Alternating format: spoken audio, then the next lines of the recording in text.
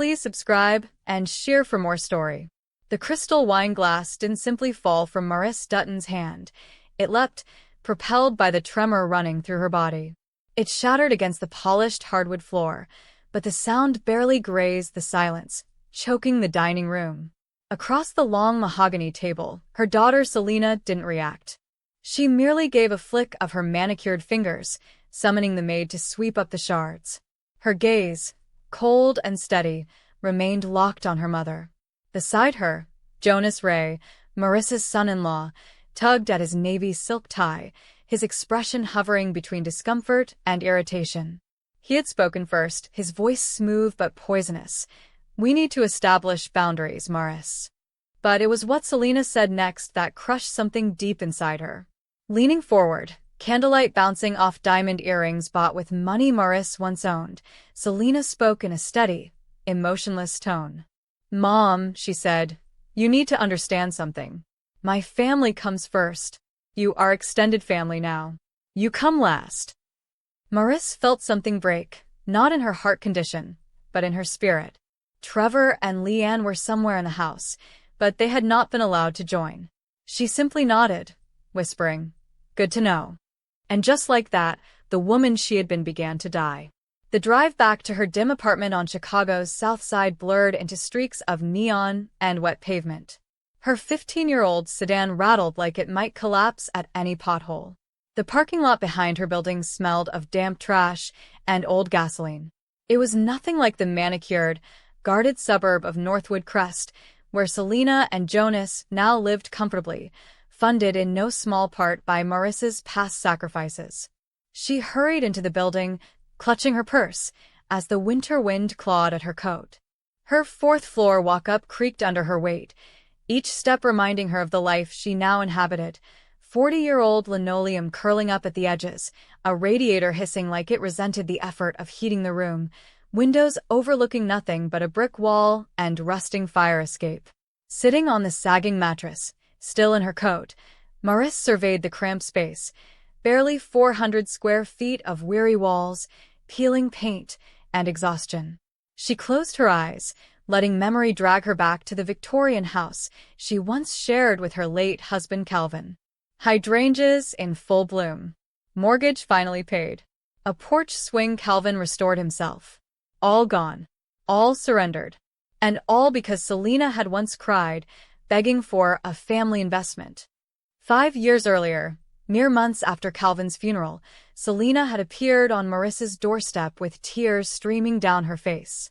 "Mom, Jonas has an opportunity," she'd pleaded. "A chance to buy into a partnership. We need a down payment for a house that fits his new role. But this isn't just for us. It's for all of us. We'll build an in-law suite. You'll live with us. You won't be alone." Grief made Marise porous. Anything spoken with sincerity could slip into her heart. She believed her. She sold the Victorian home for $420,000, giving Selena and Jonas $380,000 while keeping the remaining for temporary expenses she thought would last only weeks before she moved into the promised suite. But the in-law suite never arrived. There were zoning issues, contractor delays, and eventually silence. Instead, Marise became an unpaid fixture in their household. Every weekend for 5 years, she drove 50 miles to Northwood Crest to watch the children, fold their designer laundry, cook meals because Jonas disliked takeout, and scrub marble countertops until her joints screamed. She was essential. She was reliable. She was invisible. Nothing more than the quiet machinery behind their perfect suburban life. But as time passed, her body began to protest. Her knees stiffened. Her vision blurred. She waited for invitations instead of offering her help. They never came. Whenever she called, Selena rushed her off the phone. "Can't talk, Mom, Pilates." "Mom, I'm stepping into a meeting. Later, okay?" Life is crazy. She was being erased, piece by piece, until even her shadow seemed unwelcome. The dinner had been the final blow. That night, Marise lay awake staring at the water stain on her ceiling, a stain shaped like a weeping angel. Dawn arrived gray and silent, and with it came a decision. She would no longer play the victim in her own life. 2 weeks passed without calls from Selena or Jonas. Marise didn't reach out either. The quiet hurt, but it clarified. Then, one afternoon, Jonas called with forced warmth layered over practiced corporate charm. Marise, hi. We're having a small family gathering for Trevor, prep school acceptance. Things were tense before, but we'd love to have you. 2 p.m. on Saturday. Every instinct screamed trap, but the ache to see Trevor was too strong. I'll be there, she replied, her voice steady but hollow. On Saturday, icy winds swept across Lake Michigan. Marise baked Trevor's favorite, a chocolate ribbon cake, using money she couldn't spare but spent anyway. She dressed in her best navy wool suit, 22 years old but still crisp, and arrived at Northwood Crest at exactly 2 p.m. The driveway was empty. No cars. No balloons. No signs of celebration. Jonas opened the door, wearing sweatpants and holding a drink. You're here, he said casually. Kitchen. Confused, Marise followed. The kitchen island was bare, no party, no food, no decorations. Selena stood against the refrigerator, arms crossed, face unreadable. Where's Trevor? Marise asked. He's with a friend, Selena replied, not bothering to hide her impatience. But we know what we said, Jonas interrupted. But we need to talk first. Marise felt her stomach twist.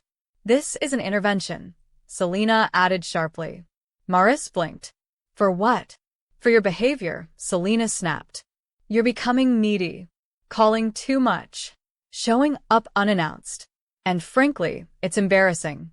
We have a reputation. Marise stared at her daughter, unable to speak as Jonas stepped forward, holding a folder. We think it's time you moved into assisted living. There's an affordable facility south of the city. We'll help with paperwork. Marise stared at the folder Jonas placed on the counter. Assisted living? She repeated, her voice thin. I'm 74, not helpless. Selena sighed dramatically. Mom, please. Let's be real. You're slowing down. You forget things. You look tired. We can't carry the burden of worrying about you. The word burden sliced through Marise like a blade. Jonas added, we've even arranged paperwork to help liquidate your remaining assets. It's for your benefit. You won't have to worry about bills anymore. Liquidate what assets? Marise asked, bewildered. She had nothing left except a few thousand in the bank and her car. Jonas shrugged. You must have something. Retirement funds, maybe. We'll find out once you sign. Selena slid the folder closer. Just sign it, Mom. The power of attorney gives us the ability to help you. Marise froze. Power of attorney? She had entrusted Selena once, and that had cost her everything. Something inside her snapped. Very slowly, she picked up the cake she'd brought for Trevor. What are you doing? Selena demanded. Leaving, Marise said. Her voice was steady for the first time that afternoon. Jonas stepped forward. Don't be childish, but Marise didn't listen. She walked out the door without looking back, carrying the cake like a shield. Marise drove until her shaking hands forced her to pull into a rundown gas station off the expressway. She parked beside a flickering street lamp, breathing hard as the interior of the car closed around her like a fist. The untouched cake sat on the passenger seat, its glossy frosting taunting her with memories of gentler days. She rummaged through her glove compartment, pulling out an old, frayed address book, one of the few things she'd kept through her move to the tiny apartment. Flipping to the letter B, she found the name, Ora Benton. Judge Ora Benton, retired now, but once one of Chicago's sharpest legal minds. The two had been inseparable for 40 years until a petty disagreement about a book club pick had cooled their friendship. But Ora had never been one to burn a bridge fully. She left it standing, expecting people to cross back when ready. With trembling fingers, Marise dialed the number. Hello, came Ora's gravelly voice. Ora, Marise whispered, and the dam inside her cracked. It's me, Marise. I think something is terribly wrong. There was a brief pause. Where are you? Ora asked firmly. A Shell station off the I-94 service road. Stay there, Ora said. Come straight to my house. The gate code hasn't changed. And just like that, Marise felt the first flicker of safety in months. Aura lived in a stately brownstone in the Gold Coast district, a home filled with relics from a life of discipline, intellect, and unapologetic ambition.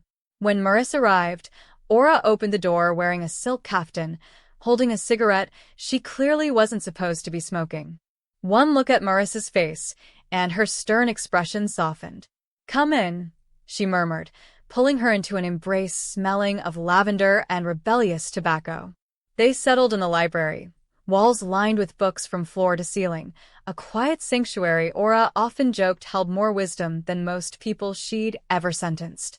"Start talking," Aura said, grabbing a legal pad and pen. Marise told her everything. The house sale, the broken promises, the 5 years of unpaid labor, Selena's cold dismissal, the so-called intervention, the demand for power of attorney. Aura's jaw tightened as she wrote.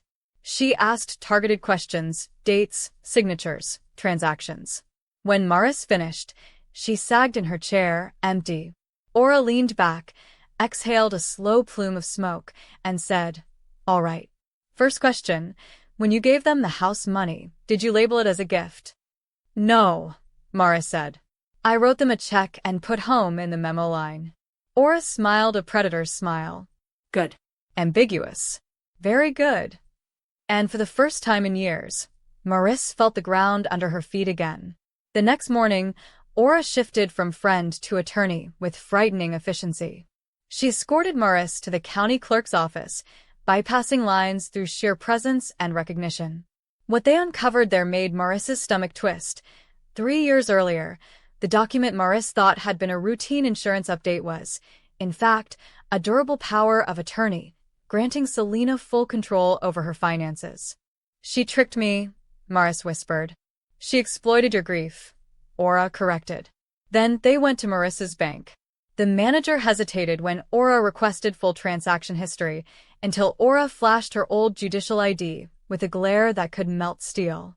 They printed 5 years of statements. Aura and Marise took them to a diner booth, highlighters in hand. Line by line, the horror unfolded. Unauthorized grocery charges, inflated gas payments, unexplained withdrawals, online transfers, all small amounts, but unrelenting. "This totals nearly $24,000, Aura concluded. "Death by 1,000 dishonest cuts." But the worst was yet to come.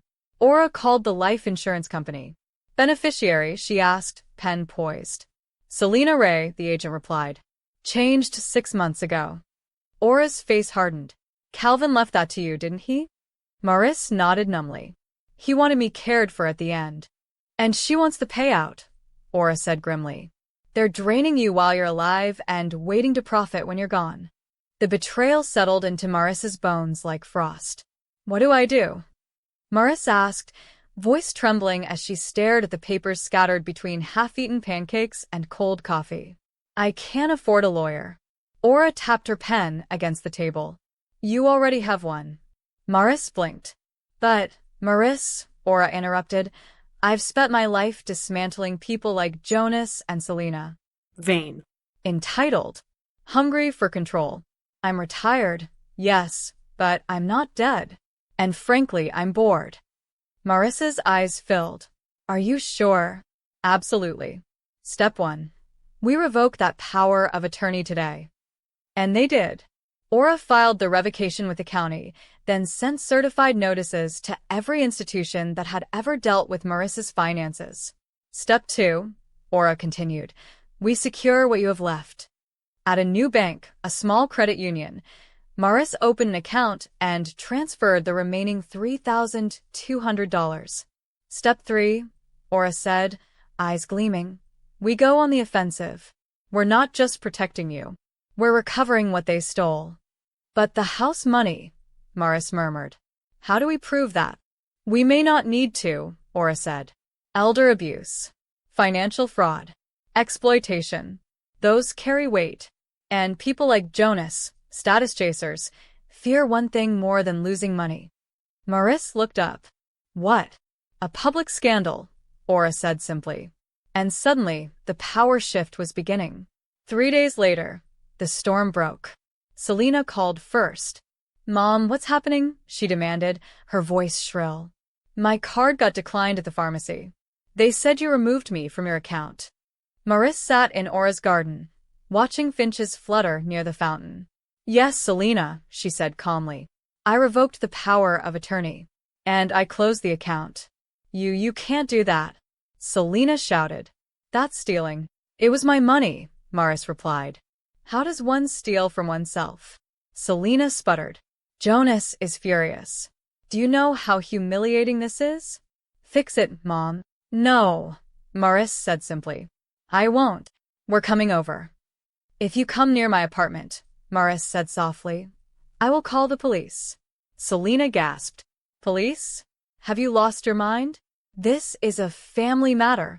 "Then speak to my attorney," Marise said. "Judge Aura Benton." Silence followed. Sharp, stunned silence. Then Selena's voice broke. You got a lawyer?" "I got a friend," Marise corrected and hung up. The garden fell back into its peaceful quiet, but this time Marise felt stronger, lighter. For the first time in years, she felt that the world did not belong solely to the powerful. She could claim a part of it, too. The following week, Aura unleashed a legal assault shaped with surgical precision. She drafted a formal complaint outlining every act of wrongdoing, the deceptive power of attorney document, the unauthorized withdrawals, the misappropriated funds, and the fraudulent beneficiary change. She gathered timestamps, bank statements, and notarized revocation forms like ammunition.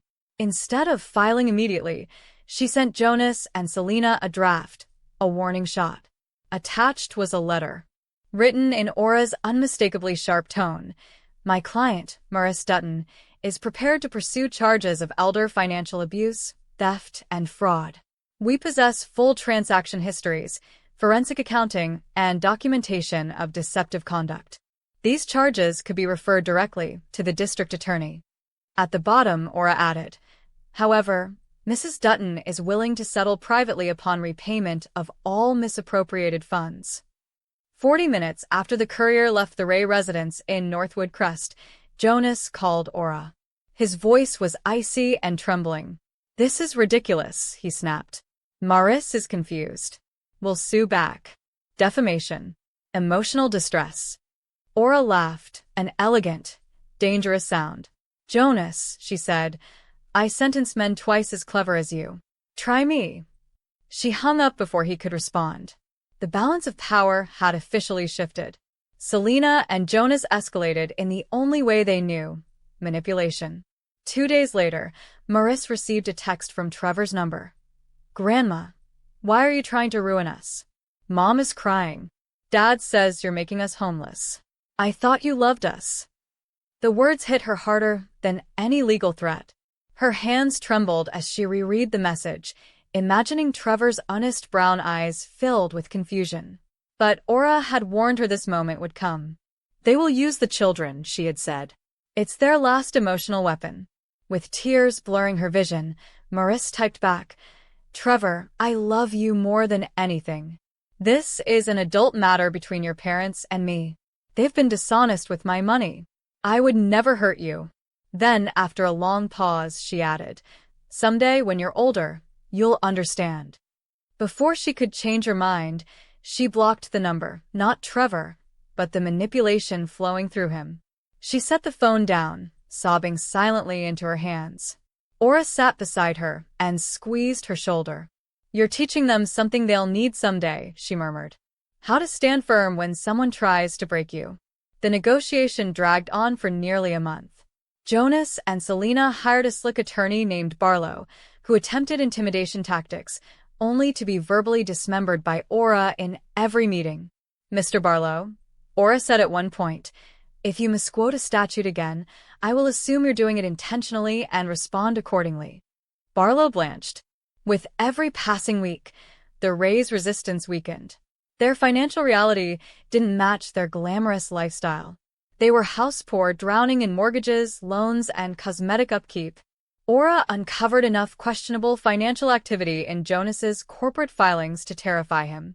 "Shall I call the IRS?" she asked casually in a negotiation session. That was the turning point. Within days, Jonas and Selena buckled. They didn't have the full $380,000 Maurice had given them years ago, but through a second mortgage, selling their lake boat, and liquidating Selena's jewelry collection, they scraped together $330,000. Aura advised Maurice to consider it. Chasing the remaining amount will cost time and energy you no longer owe them, she said gently.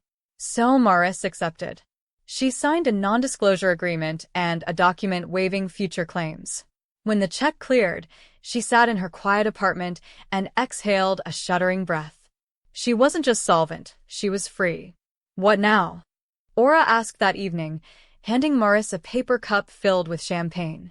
Maurice stared at the bubbles rising like small celebrations. I don't know, she admitted. My old life is gone. My new one hasn't started. Then create it, Aura said. On your terms. Maurice took the advice to heart. Instead of returning to the Victorian home she once shared with Calvin, she decided to begin again somewhere new. Not out of exile, but intention. She found a modest cottage in a quiet coastal town in Maine, a place where the Atlantic wind smelled of pine and salt water and beginnings. The cottage was small, with weathered shingles and a stone fireplace Calvin would have admired. She bought it outright, packed her belongings, mostly books, a few clothes, and one small box of photos, and left Chicago behind. At the dumpster behind her building, she paused.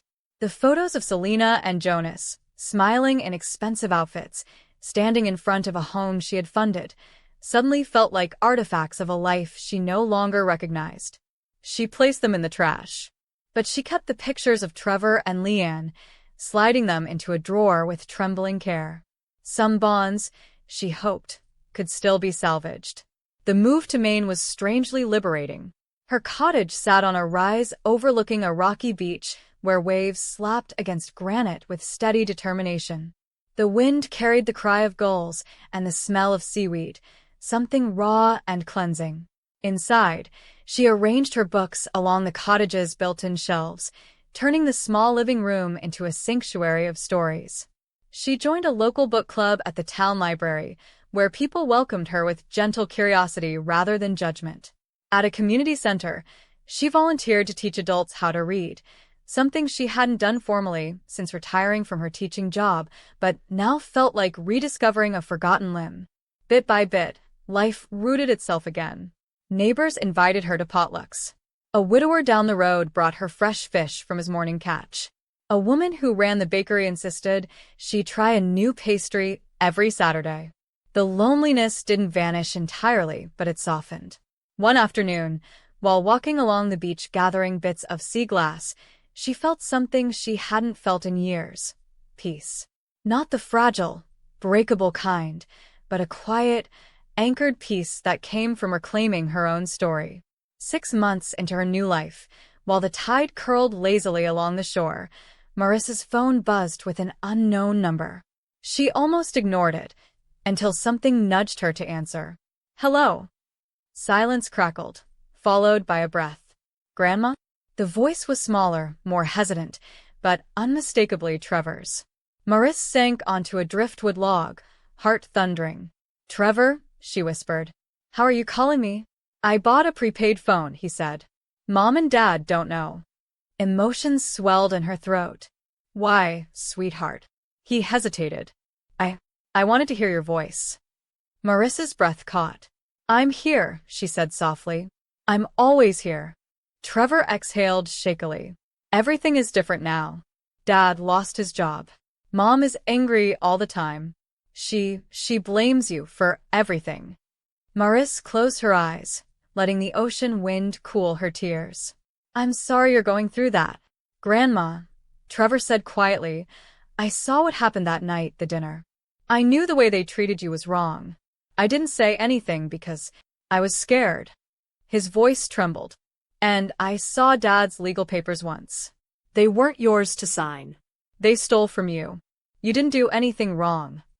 Maurice pressed a hand to her chest. You're a good boy, Trevor. Trevor's voice broke slightly. I just wanted you to know. I'm sorry. For everything. For not speaking up. For believing them for a while. For letting you leave alone. Maurice swallowed the ache rising in her. Oh, sweetheart. You were a child caught in the middle. None of this is your fault. He sniffed. I miss you. So does Leanne, even though she's scared to say it. Marise felt the old wound pulse, but this time with warmth instead of pain. I miss you both, she whispered. More than. You know. Trevor hesitated again. When I turn 18, I'm coming to visit you, wherever you are. Marise looked out at the rolling waves, the horizon stretching endlessly. I'm in Maine by the sea, she said. And I'll keep a light on for you. They talked for 10 more minutes about school, books he was reading, how he felt like the only quiet person in a loud household. Then he hurried off before his parents returned. Marise held the phone long after the call ended, her tears blending into the cold ocean air. It wasn't reconciliation. Not yet. But it was hope. And hope, she realized, was its own form of homecoming. The days after Trevor's call felt different, lighter, threaded with a quiet anticipation. Marise resumed her routines, but now each walk along the rocky beach, each meeting with her literacy students, felt touched by something new, the possibility that love, once damaged, could regrow. She stopped by the town cafe more often, lingering over herbal teas as she wrote in a small journal about everything she'd learned, from losing her daughter to rediscovering her own worth. Sometimes she wondered if Selena would ever confront her own choices. Aura doubted it. Some people, she said during one of their phone calls, cling to their narratives like life rafts, even when they're sinking. Marise didn't disagree. Selena had always loved control more than connection, image more than truth. But Marise no longer shaped her life around her daughter's storms. Instead, she built a small garden behind the cottage, planting hydrangeas like the ones Calvin once tended. She found a bench at a local thrift store and placed it beneath an old pine tree. For the first time in a long while, she had somewhere to sit that felt like belonging. Some losses, she realized, emptied you. Others cleared space. Late autumn arrived with fierce winds and a scatter of orange leaves across the shoreline. One chilly morning, Marise found an envelope in her mailbox. No return address, but the handwriting unmistakably Trevor's. Inside was a letter. Grandma, thank you for picking up when I called. I'm writing because I don't know when I can talk again. Things at home are tense. Dad is always angry. Mom cries a lot but mostly blames everyone else. I'm trying to stay invisible. I'm doing okay. I just wanted to tell you that you taught me more than anyone. You taught me how to read novels that felt like worlds. You taught me that kindness matters. You taught me that walking away isn't weakness. It's survival. I want to be like you someday. Marise pressed the letter to her chest. Her cottage felt warmer, brighter, like the walls themselves were listening. She placed the letter beside Calvin's photo on her mantel.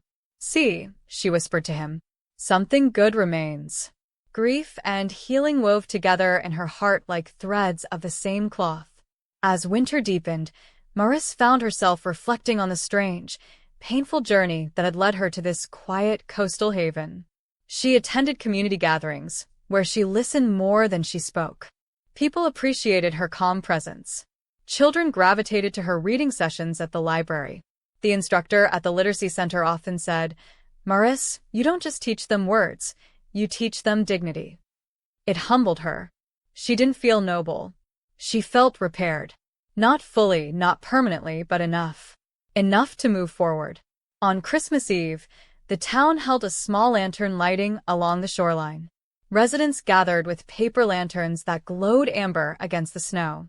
When Marise released her lantern into the wind, she whispered, For all I lost, and for all I found. The lantern drifted up, bobbing gently, until it joined dozens of others floating like small suns across the night sky. She imagined Trevor lighting one somewhere far away, perhaps thinking of her too. The thought warmed her despite the cold. In early spring, Marise received a surprise visitor. Aura Benton herself, stepping out of a taxi with a tote bag full of legal journals and a stubborn grin. I'm here for a week, Aura declared. My doctor says I need rest. I think she meant yoga, but I chose Maine. They spent their days exploring art galleries, tasting chowder from seaside diners, and sitting by the fireplace arguing about literature. On the third evening, Aura said softly, "You know, Maurice, not many people rebuild so completely. Most drown in resentment. You didn't." Maurice shrugged gently. "I had help." Aura smiled. Yes. "But you were the one who walked out of that house. You were the one who refused to sign. You were the one who said no." Maurice stared into the fire, the flames dancing like memories she no longer feared. "I suppose I finally remembered I existed." "Exactly," Aura said. "And that's harder than any lawsuit I ever fought." Their laughter mingled with the crackling wood, warm and full. By summer, Maurice's cottage had transformed into a home pulsing with life. Her hydrangeas bloomed in vibrant blues and purples, colors so rich they looked unreal against the rocky shore. She spent mornings writing in her journal, afternoons teaching, and evenings knitting on her porch while the ocean sang below. One warm afternoon, she received a postcard from Trevor. It showed a lighthouse. "Senior year is rough," he wrote. "But I'm doing okay. I'm saving money. I'll visit when I can. Hope the ocean is still beautiful." Maurice tucked the postcard into her journal. It felt like a promise, a thin but unbreakable thread between them. She didn't expect Selena to write. Some estrangements, she had learned, were not failures. They were boundaries, necessary, protective, earned through pain. When she looked out at the sea, she no longer felt the sting of being unwanted. She felt the strength of choosing herself.